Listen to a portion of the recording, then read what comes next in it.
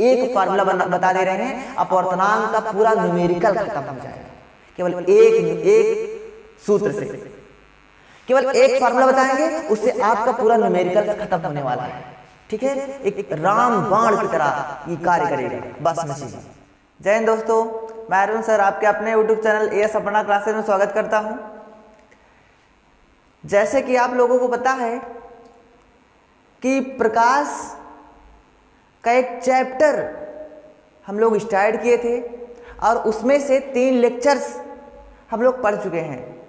इसमें से ये इसका चौथा लेक्चर है और चौथा लेक्चर्स में कुछ हेडिंग से तीसरे से आगे छूट गई थी, वहीं से आगे एक क्रमशः हेडिंग के तौर पर आगे आपको हेडिंगें दी गई हैं। और आज की क्लास एक इमेजिन क्लास होने जा रही है। इसमें आपको बहुत ज़्यादा चीज़ एक नया सीखने को मिलेगा। ये चीज़ कुछ अलग ही है, आज अलग अंदाज ही है पढ़ने का। तो बात समझिएगा, ये है आपको जैसे हम पढ़ा चुके थे कि प्रकाश में प्रकाश का अपवर्तन, तो आपको बताए थे जब कोई प्रकाश की किरण एक माध्यम से दूसरे माध्यम में प्रवेश करती है तो वह अपने मार्ग से विचलित हो जाती है। इस घटना को प्रकाश का अपवर्तन कहते हैं। फिर प्रकाश के अपवर्तन के बाद हम आपको यह भी बताए थे कि प्रकाश का अपवर्तन होता क्यों है या प्रकाश का अपवर्तन होता कैसे है। तो बात समझिएगा, प्रकाश का अपवर्तन जो होता है वो जब प्रकाश की किरण एक माध्यम से दूसरे माध्यम में प्रवेश करती है तो वह अपना चाल बदल देती है। यह हम कह दें कि प्रकाश के वेग में परिवर्तन के कारण, एक शब्द आता है क्या, प्रकाश के वेग में परिवर्तन के कारण अगर हम बताएं कि प्रकाश का अपवर्तन होता क्यों है, तो हम लोग कह सकते हैं कि प्रकाश के वेग में जब परिवर्तन होता है या उसका वेग में वृद्धि या कमी होती है तभी प्रकाश का अपवर्तन होता है। और बताए थे आपको प्रकाश का अपवर्तन चाहे प्रकाश सघन माध्यम से विरल माध्यम में जाए या विरल माध्यम से सघन माध्यम में आए, प्रकाश अपवर्तन होता ही है। जैसे आपको बता देते हैं, इसके बाद प्रकाश, जैसे आपको बता देते हैं कि एक माध्यम वायु है और एक माध्यम जल है। अगर आप प्रकाश की किरण को डायरेक्ट वायु से जल में भेजोगे तो वह क्या होगी, हल्का सा तिरछी दिखाई पड़ेगी। मतलब प्रकाश की किरण जो है हल्का मुड़ जाएगी।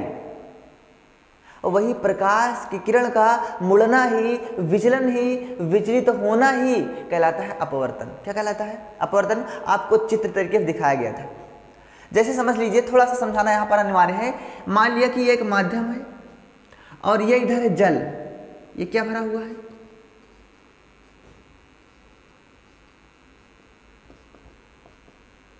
ये जल भरा हुआ है। और जैसे ही ये मान लो वायु है, ये इसका फर्स्ट माध्यम फर्स्ट है, ये वायु ये फर्स्ट माध्यम है, और ये जल है, ये इसका सेकंड माध्यम है। तो ये हम कह सकते हैं कि जब कोई प्रकाश की किरण एक माध्यम से दूसरे माध्यम में, तो देखना है ये प्रकाश किरण ऐसे जाएगी, ये टकराएगी, जैसे टकराएगी एक बिंदु मिलेगा, इस पर डालेंगे हम लोग क्या, एक लंब। इस लंब को अभिलंब कहते हैं। और इस किरण को जाना था इधर लेकिन चली गई इधर। ये देखो, ये देखो, ये क्या हो गया, इसका अपवर्तन हो गया। क्या हो गया? इसका अपवर्तन हो गया। अब यहां पर हम लोग देखेंगे, इसे हम लोग अभिलंब कहते हैं। क्या कहेंगे इसको? हम अभिलंब कहेंगे। इसको आपतित किरण कहेंगे। क्या कहेंगे भाई? इसको आपतित किरण कहेंगे। और ये जो किरण होगा इसको हम लोग अपवर्तित किरण कहेंगे। अपवर्तित किरण कहेंगे।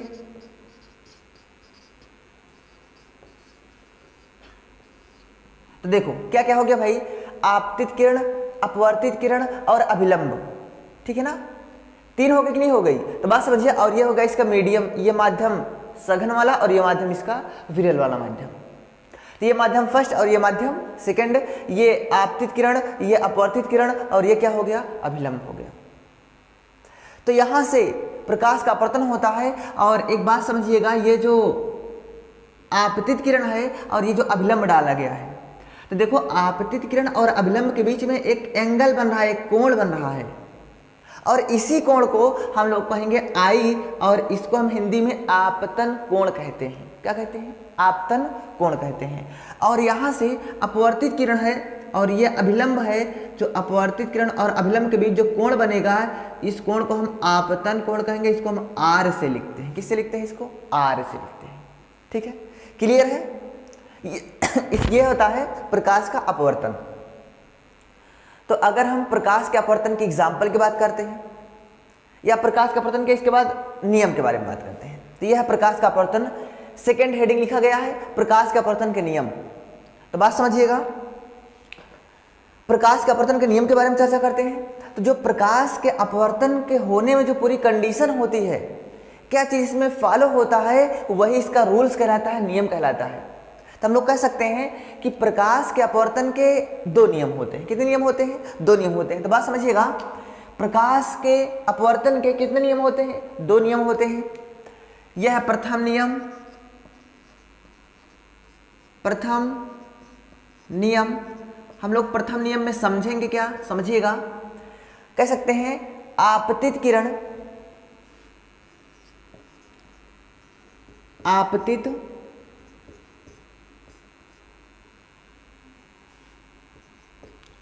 किरण कामा, इस किरण को हम कहेंगे अपवर्तित किरण कामा। चलो भाई देखो, अपवर्तित किरण,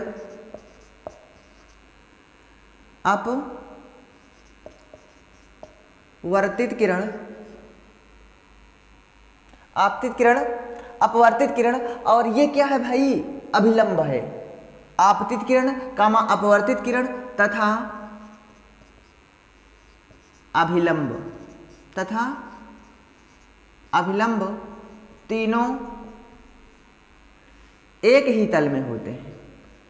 तीनों एक ही तल में होते हैं। ये इसका फर्स्ट नियम हो गया। आपतित किरण कामा अपवर्तित किरण तथा अभिलंब तीनों एक ही तल में होते हैं।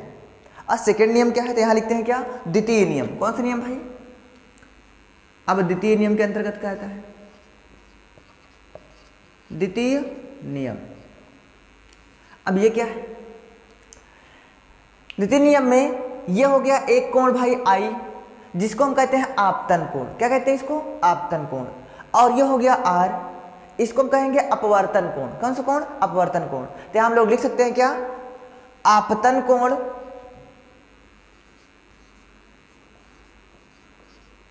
आपतन कोण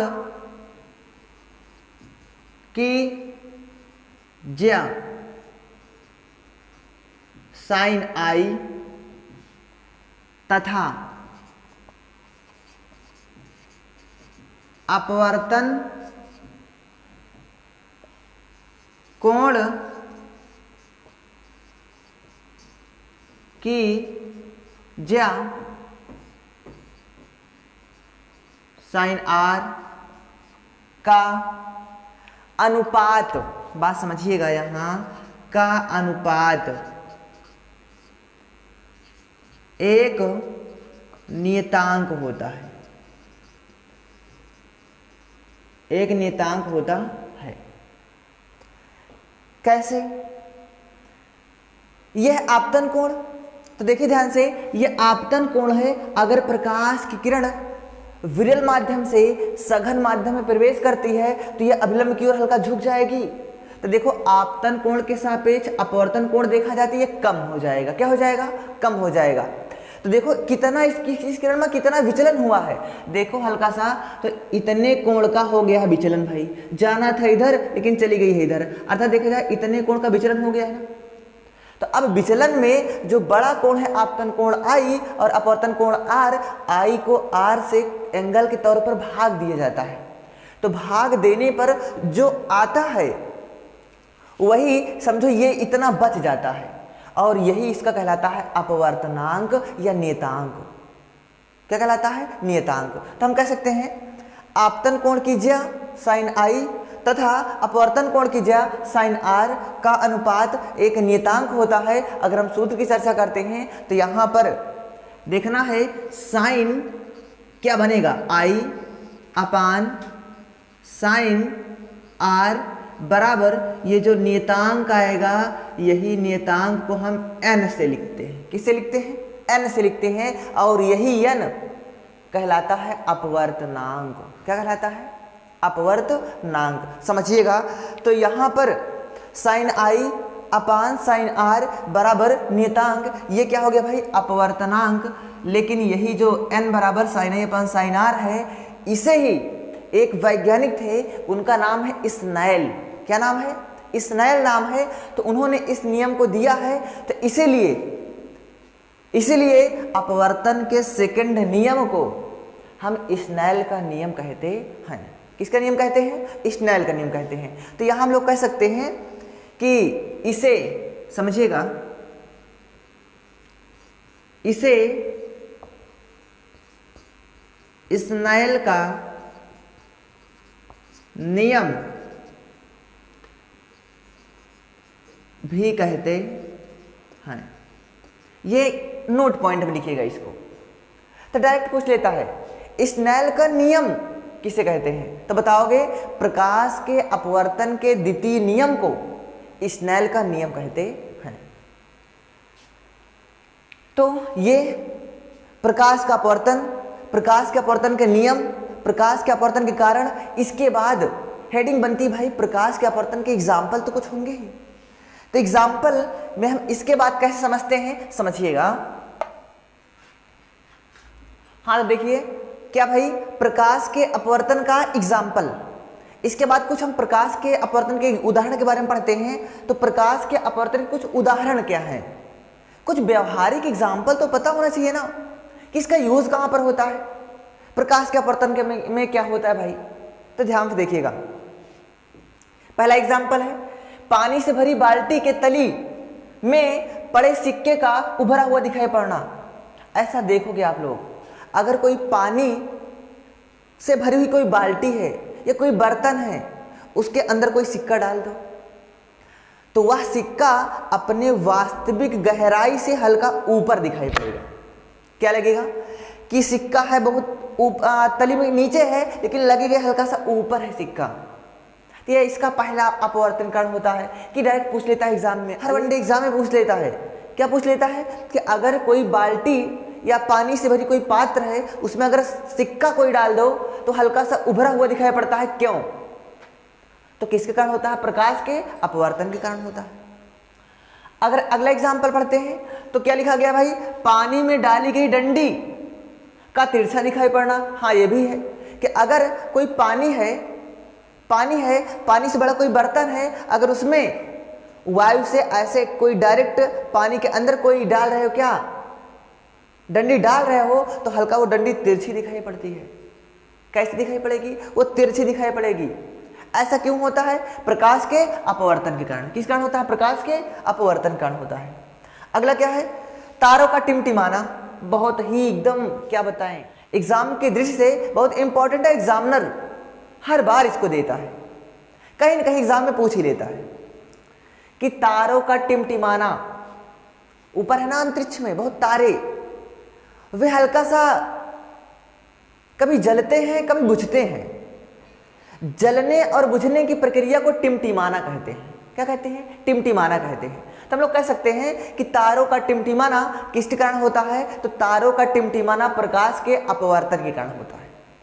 किस कारण होता है? प्रकाश के अपवर्तन के कारण तारों का टिमटिमाना होता है। और एक बात यहां से आपको हम बता देना चाहते हैं कि एक होता है तारों का टिमटिमाना और एक होता है तारों का चमकना।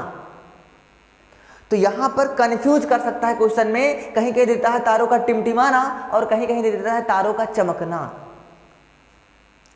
तो इस बात को गौर से समझिएगा। अगर पूछे तारों का टिमटिमाना तो आप बताओगे प्रकाश के अपवर्तन के कारण, परंतु अगर बताए तारों का चमकना तो बताओगे प्लाज्मा के कारण। किसके कारण बात समझिएगा भाई, प्लाज्मा के कारण। अगर पूछे तारों का टिमटिमाना तो क्या कहोगे, अपवर्तन कारण। अगर कहे तारों का चमकना तो कहोगे प्लाज्मा के कारण। किसके कारण, प्लाज्मा। प्लाज्मा के कारण तारे क्या होते हैं, चमकते हैं। क्या करते हैं, चमकते हैं। ये प्लाज्मा पदार्थ की चौथी अवस्था मानी जाती है जो हाइड्रोजन के संलयन से बनते हैं। हाइड्रोजन के संलयन से बनते हैं और हीलियम नाभिक का निर्माण करके बनते हैं। यह कहलाता है प्लाज्मा। वो पदार्थ क्या कहलाती है, प्लाज्मा कहलाती है, जो पदार्थ की चौथी अवस्था मानी जाती है। और पदार्थ की चौथी अवस्था के कारण ही तारे चमकते हैं। क्या करते हैं, चमकते हैं, टिमटिमाते हैं। किस कारण, प्रकाश के अपवर्तन कारण। ओके, अब ये बात क्लियर हो गई। इसके बाद हम क्या समझेंगे, इसके बाद हेडिंग क्या आती है, आती है अपवर्तनांक। क्या आती है, अपवर्तनांक आती है। अभी आपको क्या बताए थे, प्रकाश के अपवर्तन में ही जो प्रकाश का अपवर्तन होता है, इसका सेकंड नियम जो स्नेल का नियम कहलाता है। और जो स्नेल के नियम में जो नियतांक आया था, वही नियतांक क्या हुआ था, वही नियतांक अपवर्तनांक हुआ था। वही नियतांक क्या हुआ था, अपवर्तनांक हुआ था। तो हम लोग कह सकते हैं अपवर्तनांक किसे कहते हैं, तो जब कोई प्रकाश किरण एक माध्यम से दूसरे माध्यम में प्रवेश करती है तो अपने मार्ग से विचलित हो जाती है। इस घटना में sine I upon sine R का अनुपात एक नियतांक है और वही नियतांक क्या कहलाता है, अपवर्तनांक कहलाता है। क्या कहलाता है, अपवर्तनांक। और एक शब्द में आपको चर्चा करते हैं, जो जितने कोण से प्रकाश का अपवर्तन होता है या जितने कोण का अपवर्तन होता है एक तरीके से, वही कोण ही का अनुपात ही समझो, इतना कोण ही जो कम हुआ है वही इसका अपवर्तनांक कहलाता है। एक सरल भाषा में समझे तब, जैसे प्रकाश की किरण आई थी, ऐसे आई थी, जाना था इधर लेकिन चली गई इधर, जाना था किधर, इधर, लेकिन चली गई इधर। और जितने कोण से इधर आई है वही इधर, यही कहलाता है इसका अपवर्तनांक। का कहलाता है इसका अपवर्तनांक। तो अपवर्तनांक समझो इतने का हुआ है, ये वाले कोण का, ये थीटा का हुआ है, ये थीटा का हुआ है। तो जितने कोण से प्रकाश किरण से विचलित हो गई है वहीं से अपवर्तनांक समझो बनता है। तो अपवर्तनांक यहां समझते हैं, बहुत इंपॉर्टेंट टॉपिक है ये अपवर्तनांक, और समझने में बहुत डिफिकल्ट के अंतर्गत आता है, लेकिन आप लोग चुटकियों में कैसे समझते हो ध्यान से देखिएगा। जैसे सापेक्ष अपवर्तनांक की बात करते हैं और एक होता है निरपेक्ष अपवर्तनांक। तो अगर हम चर्चा करते हैं सापेक्ष अपवर्तनांक और निरपेक्ष अपवर्तनांक की, तो ये क्या है, तो सापेक्ष अपवर्तनांक क्या होता है भाई, जब कोई प्रकाश की किरण डायरेक्ट एक माध्यम से दूसरे माध्यम प्रवेश करती है। जब कोई प्रकाश किरण डायरेक्ट एक माध्यम से दूसरे माध्यम प्रवेश करती है तो इस प्रकार के अपवर्तनांक को सापेक्ष अपवर्तनांक, इसमें जो नियतांक आता है इस नियतांक को हम सापेक्ष अपवर्तनांक कहते हैं। लेकिन निरपेक्ष में क्या है, जब कोई प्रकाश की किरण निर्वात से, याद रखिएगा निरपेक्ष लिख लेते हैं, ध्यान से देखिएगा, जब कोई प्रकाश की किरण निर्वात से, कहां से भाई, निर्वात से किसी दूसरे माध्यम में, किसी दूसरे माध्यम में प्रवेश करती है, प्रवेश करती है, तो इसमें नियतांक को क्या कहते हैं, निरपेक्ष अपवर्तनांक कहते हैं। निरपेक्ष अपवर्तनांक कहते हैं। ठीक है, बात समझिएगा। सबसे पहली कंडीशन, निरपेक्ष अपवर्तनांक में प्रकाश की किरण निर्वात से या वायु से किसी भी दूसरे माध्यम में जाएगी। और सापेक्ष अपवर्तनांक में क्या होगा, जब प्रकाश की किरण, जब प्रकाश की किरण एक माध्यम से, ये माध्यम कोई भी हो सकता है, एक माध्यम से दूसरे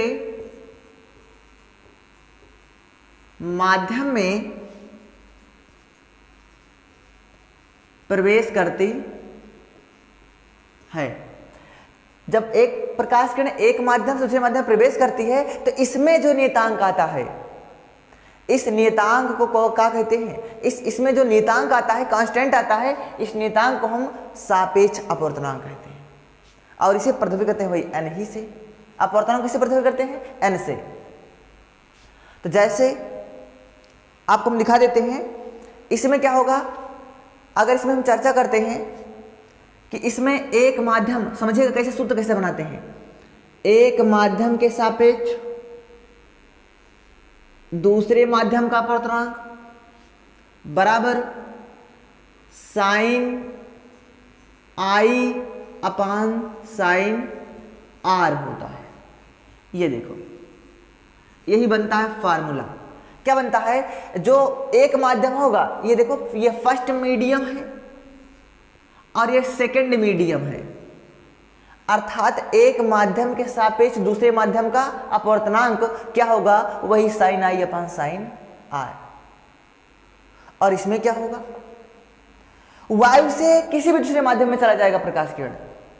अगर हम इसकी बात करते हैं तो अगर इसका फार्मूला भी बनाना चाहें तो एक माध्यम से दूसरे माध्यम प्रकाश किरण नहीं जाकर के, बल्कि पहला माध्यम इसमें नियतांक रहता है, वो है निर्वात। क्या हो जाता है? निर्वात। तो यहां आपको निर्वात का, हम अगर बात करते हैं वायु की बात करते हैं तो वायु को हम लिखते हैं एयर से। कैसे? एयर माने हवा होता है, ए से लिखते हैं। कैसे लिखते हैं? ए से। तो हम कोई माध्यम मान सकते हैं भाई कि प्रकाश की किरण वायु से जल में जा रही है, वायु से कांच में जा रही है, या वायु से अन्य किसी माध्यम में जा रही है। तो यहां पर वायु निर्वात कांस्टेंट होता है, यहां पर निर्वात निश्चित होता है, इसलिए हम इसको क्या लिख सकते हैं? इसमें लिखेंगे वायु के सापेक्ष जल का अपवर्तनांक या वायु के सापेक्ष कांच का अपवर्तनांक, कुछ भी कह सकते हैं। वायु के सापेक्ष जल का अपवर्तनांक या वायु के सापेक्ष कांच का अपवर्तनांक वही होगा sine I upon sine R. ये क्या होता है? ये होता है निरपेक्ष अपवर्तनांक का फार्मूला। किसका होता है? निरपेक्ष अपवर्तनांक का फार्मूला। तो बात समझिएगा। इसके बाद ये सापेक्ष अपवर्तनांक और ये निरपेक्ष अपवर्तनांक, दोनों का अपवर्तनांक किसे कहते हैं? प्रकाश के अपवर्तन में जो सेकंड नियम होता है, सेकंड नियम में जो स्नेल का नियम होता है, उसमें जो नियतांक आता है वही इसका अपवर्तनांक कहलाता है। अपवर्तनांक दो प्रकार का होता है, एक होता है सापेक्ष अपवर्तनांक, एक होता है निरपेक्ष अपवर्तनांक। सापेक्ष अपवर्तनांक में जब कोई प्रकाश किरण एक माध्यम से दूसरे माध्यम में जाती है, परंतु निरपेक्ष अपवर्तनांक में प्रकाश किरण वायु से किसी अन्य माध्यम में जाती है, तो ये होता है उसका निरपेक्ष अपवर्तनांक। हो गया? दोनों क्लियर? अब हम लोग क्या करेंगे, जब सापेक्ष अपवर्तनांक और निरपेक्ष अपवर्तनांक दोनों को मिक्स कर देंगे, दोनों को मिला देंगे, तब नया नया फार्मूला का बनता है। आपको एक फार्मूला बता दे रहे हैं, अपवर्तनांक का पूरा न्यूमेरिकल खत्म हो जाएगा केवल एक सूत्र से। केवल एक फार्मूला बताएंगे, उससे आपका पूरा न्यूमेरिकल खत्म होने वाला है। ठीक है? एक राम बाण की तरह ये कार्य करेगा। बात समझिएगा। समझते हैं। अभी हम लोग क्या पढ़े थे भाई? सापेक्ष अपवर्तनांक और निरपेक्ष अपवर्तनांक। तो इसके बाद हेडिंग आती है, अगर हम लोग इसको मिक्स कर दें, सापेक्ष अपवर्तनांक और निरपेक्ष अपवर्तनांक को मिला दें, तो बात समझिएगा। अपवर्तनांक को यहाँ पर दो प्रकार या हम दो प्रकार से न्यूमेरिकल बताएंगे। बस दो प्रकार से ही न्यूमेरिकल लगता है और सब एक दूसरे का उल्टा सब उसी होता चला जाता है। लेकिन समझिएगा, ये फर्स्ट टाइप का न्यूमेरिकल्स का यह सूत्र है, इसके आधार पर एक न्यूमेरिकल दिया गया है, आपको बहुत आसान तरीके से न्यूमेरिकल आ जाएगा। ठीक है? तो बात समझिएगा। कह रहा है सापेक्ष अपवर्तनांक तथा निरपेक्ष अपवर्तनांक में संबंध, अर्थात इसके बीच संबंध क्या होता है, सूत्र क्या होता है। कह रहा है यदि माध्यम एक का निरपेक्ष अपवर्तनांक n1 तथा माध्यम सेकंड का निरपेक्ष अपवर्तनांक n2 है, तो एक माध्यम के सापेक्ष दूसरे माध्यम का अपवर्तनांक को हम कैसे लिखेंगे, आगे फार्मूला क्या लगा सकते हैं। भाई खुद समझो, अगर कोई प्रकाश किरण किसी एक माध्यम से दूसरे माध्यम में जा रही है तो उसके लिए हम एक माध्यम के सापेक्ष दूसरे माध्यम के अपवर्तनांक को ऐसे लिखते हैं। एक माध्यम के सापेक्ष दूसरे माध्यम के अपवर्तनांक को कैसे लिखते हैं, यह समझना इंपॉर्टेंट है। तो यहां पर हम एक माध्यम के सापेक्ष दूसरे माध्यम के अपवर्तनांक को 1 and 2 से लिखते हैं, अर्थात पहले माध्यम के सापेक्ष सेकेंड माध्यम का अपवर्तनांक। तो अगर दिया गया है तो इसको ऐसे लिखते हैं कि सबसे पहले क्या करेंगे, जो सेकेंड माध्यम का अपवर्तनांक होगा पहले ऊपर उसको लिखेंगे और फर्स्ट माध्यम के अपवर्तनांक से डिवाइड कर देंगे। क्या कर देंगे, डिवाइड कर देंगे। ठीक है, सेकेंड माध्यम मतलब सेकेंड मीडियम का अपवर्तनांक बटे फर्स्ट मीडियम का अपवर्तनांक। इस तरीके से अगर क्वेश्चन पूछ ले कि एक माध्यम का अपवर्तनांक, जिसे क्वेश्चन बना दिए हम लोग, यहाँ क्या बना है, क्वेश्चन बना है। यदि जल का अपवर्तनांक 1.33 तथा कांच का अपवर्तनांक 1.5, आगे 0 लिख सकते हो। क्या लिख सकते हो, 1.50 हो तो जल के सापेक्ष कांच का अपवर्तनांक कितना होगा। भाई क्या पूछा है, जल के सापेक्ष। अब जल पहला माध्यम है क्या, जल पहला माध्यम है ना, तो जल के सापेक्ष जल का हम लिखेंगे वाटर। जल के सापेक्ष किसका अपवर्तनांक, कांच का अपवर्तनांक मतलब ग्लास। तो अगर क्वेश्चन पूछा गया है जल के सापेक्ष कांच का अपवर्तनांक निकालो, तो हम लोग क्या लिखेंगे, सेकेंड माध्यम का अपवर्तनांक। देखो, कांच का अपवर्तनांक बटे जल का अपवर्तनांक। किसका अपवर्तनांक समझिएगा भाई, किसका, कांच का अपवर्तनांक। सूत्र क्या बन जाएगा, अपवर्तनांक बटे जल का अपवर्तनांक, जल का अपवर्तनांक। तो WNG बराबर कांच का अपवर्तनांक कितना दिया है, कांच का अपवर्तनांक कितना दिया है 1.50 बाई जल का अपवर्तनांक कितना दिया है 1.33। पॉइंट से पॉइंट क्या हो गया, कट गया। WNG बराबर 150 बटे 133। इसे का डिवाइड करो, 1 कितनी बार जाएगा, 1 पॉइंट कुछ आगे मान लो डॉट डॉट जाएगा। तो खुद समझो, जल के सापेक्ष कांच का अपवर्तनांक 1 पॉइंट कुछ आया कि नहीं आया। तो किस तरीके से लगा, सवाल का मेथड देखो, सवाल का टाइप देखो, सवाल कैसे लग रहा है, फार्मूला कैसे बन रहा है, ये देखना अनिवार्य है। तो आपको हम एक मेथड्स आज बता दिए हैं। क्या, जब कोई प्रकाश की किरण किसे एक माध्यम से दूसरे माध्यम में जा रही है, तो अगर एक माध्यम का अपवर्तनांक दिया है फिर दूसरा माध्यम का अपवर्तनांक दिया है, तो एक माध्यम के सापेक्ष दूसरे माध्यम का अपवर्तनांक पूछे तो आप लोग क्या करोगे, सेकेंड माध्यम का अपवर्तनांक बटे फर्स्ट माध्यम के अपवर्तनांक से न्यूमेरिकल्स को लगा लोगे। ठीक है, अगर कभी कभी 2-3 मिक्स कर देता है, जैसे सापेक्ष पे सवाल दे, सापेक्ष पे निरपेक्ष अपवर्तनांक ना लाए कि वायु के सापेक्ष जल का अपवर्तनांक कितना दे दिया है, जल के सापेक्ष कांच का अपवर्तनांक कितना दे दिया है, तो कांच के सापेक्ष वायु का अपवर्तनांक ज्ञात कीजिए। मतलब कैसे भी दे दे घुमा करके। तो बात समझिएगा, हम लोग सूत्र लिखने जा रहे हैं जो बहुत ही इंपॉर्टेंट है इसके बाद। ठीक है ना,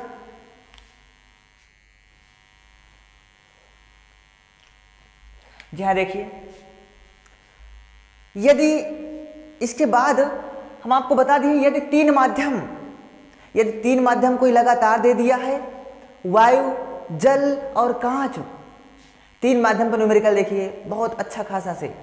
यदि 3 माध्यम क्रमशः वायु, जल और कांच तीनों माध्यम दे दिया है और पूछे कि इनके यदि और उनके अपवर्तनांकों के मध्य संबंध दे दे। जैसे दे दे किसी सवाल में कि वायु के सापेक्ष जल का अपवर्तनांक, वायु के सापेक्ष जल का अपवर्तनांक तथा जल के सापेक्ष कांच का अपवर्तनांक और कांच के सापेक्ष वायु का अपवर्तनांक, बराबर क्या होता है 1। ये आपको हम एक नया फॉर्मूला बना दे रहे हैं। आप इसी सूत्र पे सभी सवाल लगा सकते हो।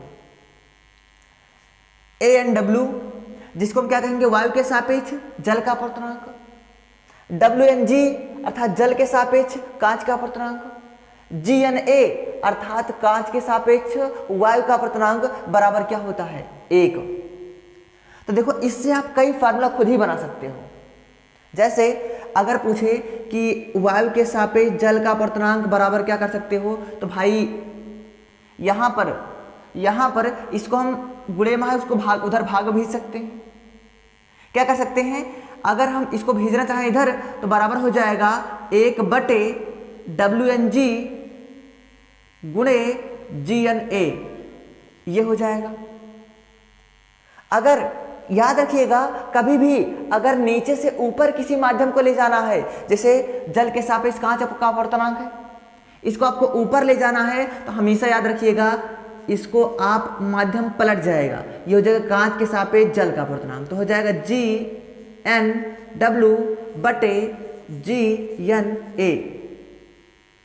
ये कहाँ चला जाएगा ऊपर, तो आपका ये भी एक नया फार्मूला बन जाता है, ये भी एक नया फार्मूला बन जाता है, ये भी एक नया फार्मूला बन जाता है। इस तरीके से आप एक सूत्र से इसमें अनेकों फार्मूला बना सकते हो। ये न्यूमेरिकल्स में दिखाया जाएगा कि न्यूमेरिकल्स कैसे लगता है, ठीक है। तो यहां देखिएगा आज आप लोगों ने प्रकाश का अपवर्तन, प्रकाश अपवर्तन के नियम, ठीक है ना, और प्रकाश का अपवर्तन के जो नियम होता है, उसके बाद एग्जाम्पल, उसके बाद अपवर्तनांक, सापेक्ष अपवर्तनांक, निरपेक्ष अपवर्तनांक, सापेक्ष और निरपेक्ष के मध्य संबंध और 3 माध्यमों में संबंध का सूत्र पढ़ लिया है। इसके आगे न्यूमेरिकल्स और कुछ हेडिंग्स अगले लेक्चर में बताई जाएंगी। बहुत आनंद के साथ पढ़िएगा, आनंद लीजिएगा पढ़ाई का। जय हिंद।